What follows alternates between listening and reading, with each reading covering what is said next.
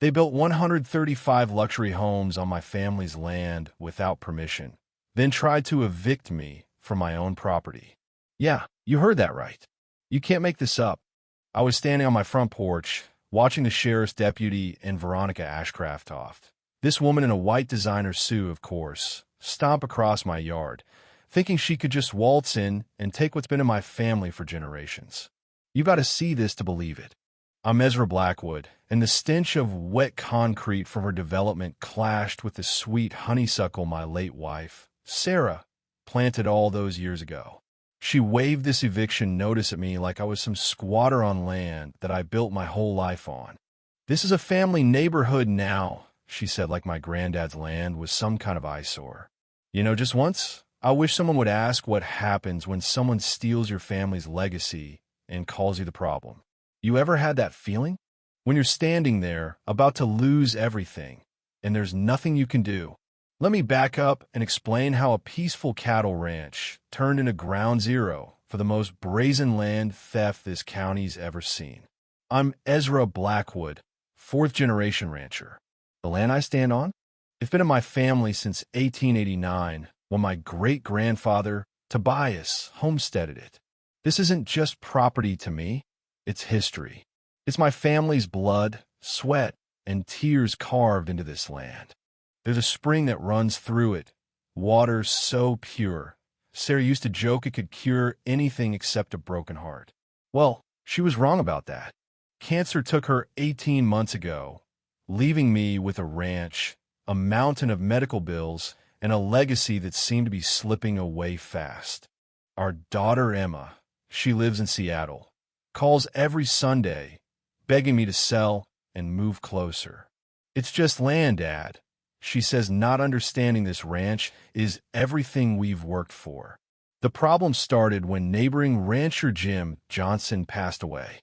His kids couldn't wait to cash in, selling their land to Pinnacle Development for $3.2 million. The vultures came circling, offering me $2.1 million, thinking I'd sell out because I was grieving. They were dead wrong. I told them no, and that's when things started to escalate. 3 months later, I catch their surveyor moving boundary markers 200 feet onto my land. By the time I noticed, construction had already started. They were building Ashcraft Estates, a whole subdivision of luxury homes. But here's the kicker. They didn't just steal my land. They built their community center, playground, and even the main entrance road, all on my property. And they used my spring water to do it, without asking and definitely without paying a dime. Then comes Veronica Ashcraft. Oh, she's a piece of work. Former corporate lawyer turned HOA dictator. And let me tell you, this woman makes Karen look humble. I first met her when I was repairing a fence damaged by their construction trucks. She showed up in white designer jeans, acting like my land was something you step around, not work on.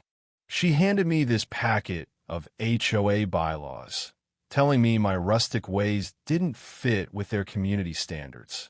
I just stared at her. My family's been setting the standard here since before your community was a pipe dream, lady.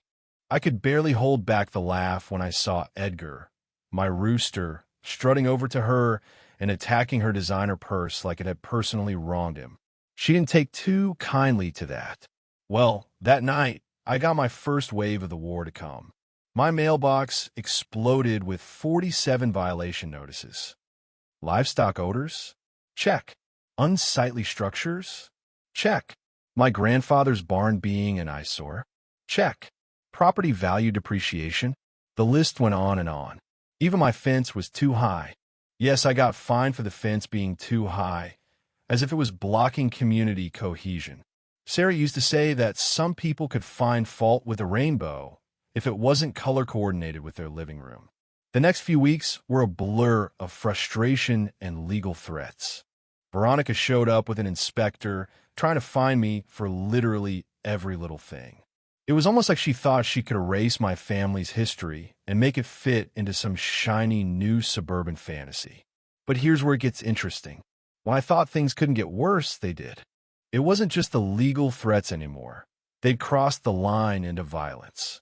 I found fresh tire tracks on my best pasture one morning, and my young calf was dead. They cut my fence. You can imagine how that felt, like someone physically ripped something out of you. I was done being nice.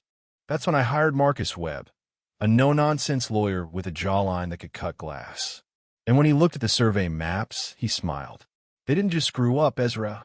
They committed federal crimes. He found out that for 2 years, Pinnacle Development had been using my spring water without permission, and they had no environmental permits for anything. I had legal standing on my side because of something called prescriptive easement. You work land for long enough, and you gain ownership rights regardless of who holds the deed. It was time to fight back. We went to work. We got a survey with ground-penetrating radar and found something that made me laugh out loud. My grandfather's original concrete boundary markers were buried directly under their community center foundation. The whole damn thing was built on my land.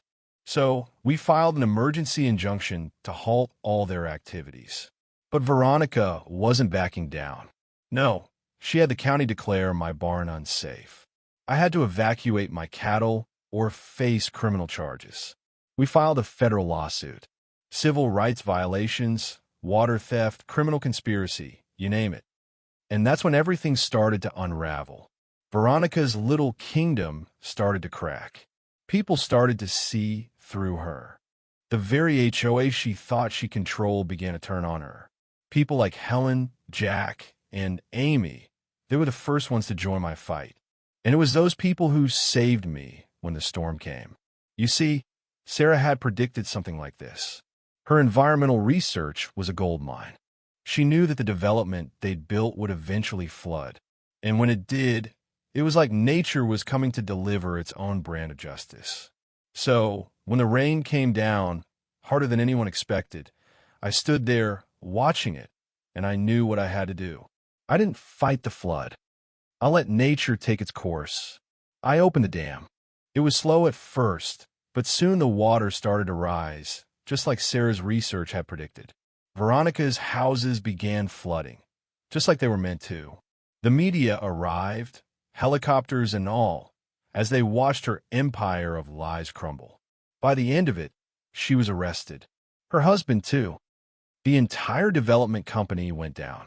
The community voted to dissolve the HOA, and we formed an environmental conservation district. My family's land was protected again, and the valley was healing. The irony? She tried to destroy it, but in the end, it became the most successful conservation project in the county.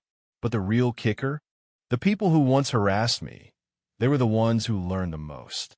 We turned the ranch into the Sarah Blackwood Memorial Wetland Preserve. It's thriving now, and my family's legacy is intact.